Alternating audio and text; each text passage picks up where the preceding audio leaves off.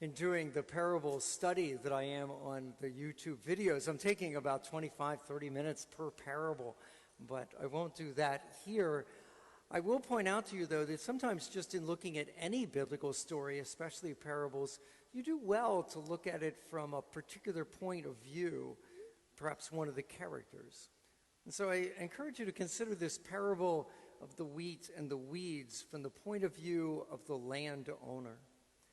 Because I think he makes one small mistake, but otherwise this guy is, he's just so good about how he handles this.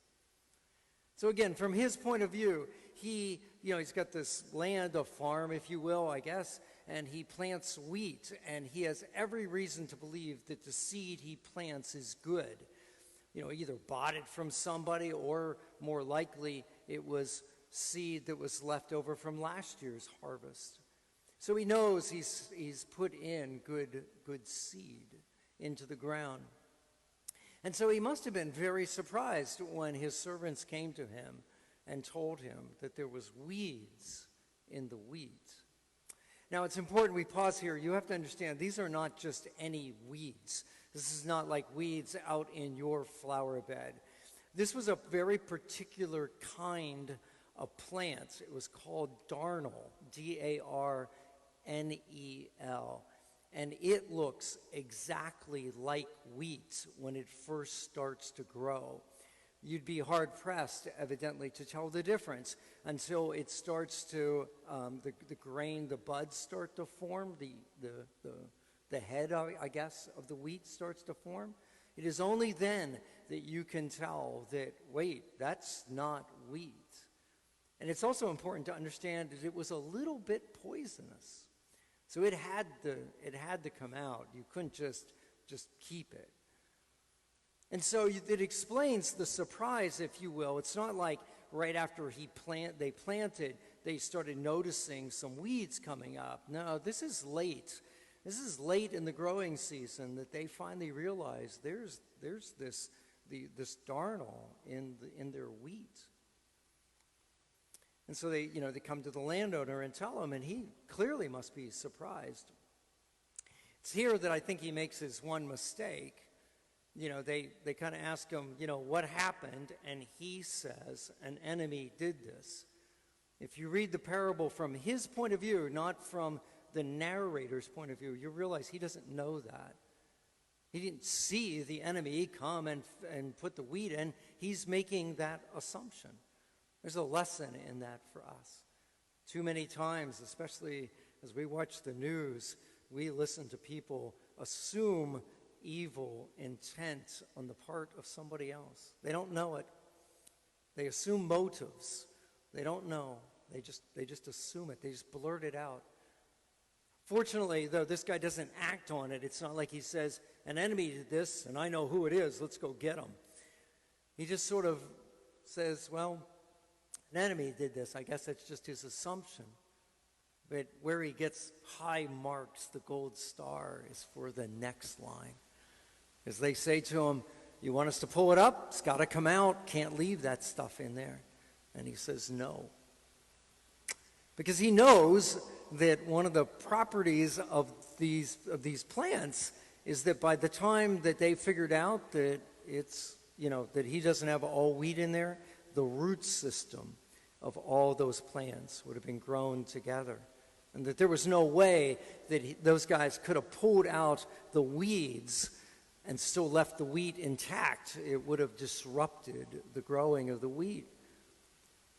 And he's smart enough, I guess, to realize that, these weeds, these other plants, they're taking up nutrition out of the soil, but it's not really hurting the wheat. And so he says, leave it. Just leave it. When we get to the harvest time, when we're going to pull it all up, then we'll pull out the weeds and we'll burn those, and then we'll pull up the wheat, and we'll have our harvest.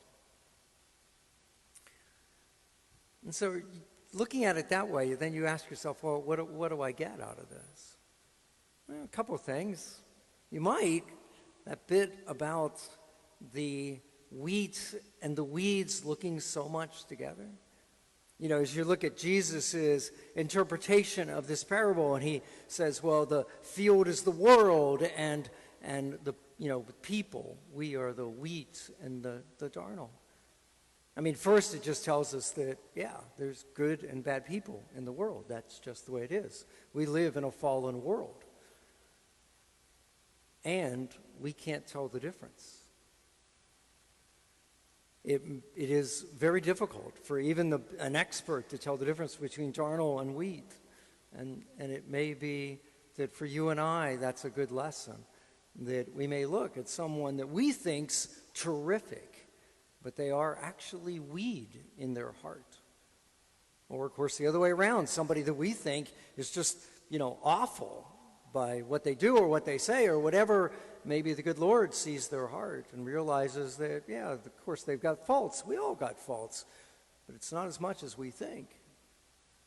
So maybe that tempers our judgment of people. Maybe we just remind ourselves that I don't actually know. I don't know. Maybe I should assume the best. But then the other thing, of course, is what do you do about it? You live in a fallen world. There is evil in the world. What do you do about it? And maybe this landowner can teach us a lesson about that. It doesn't say it, but I don't know. I just have this picture of this guy being really calm.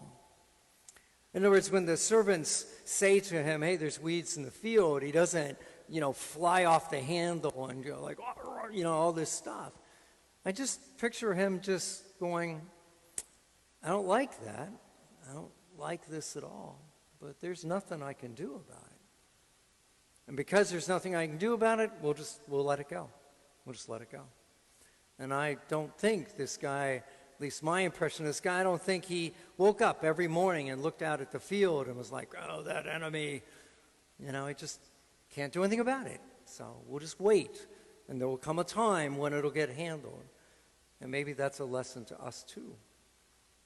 That we would be reminded that it's God's job to separate out the wheat and the weeds, and that he'll do it. He will do it, just not today, I suspect. He's going to do it at the end of the age, whenever that is. And that's when it all gets sorted out. And maybe there's some comfort in that to us, that it's not our job.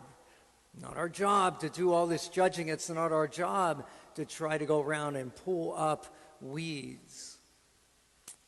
I mean, it's tricky.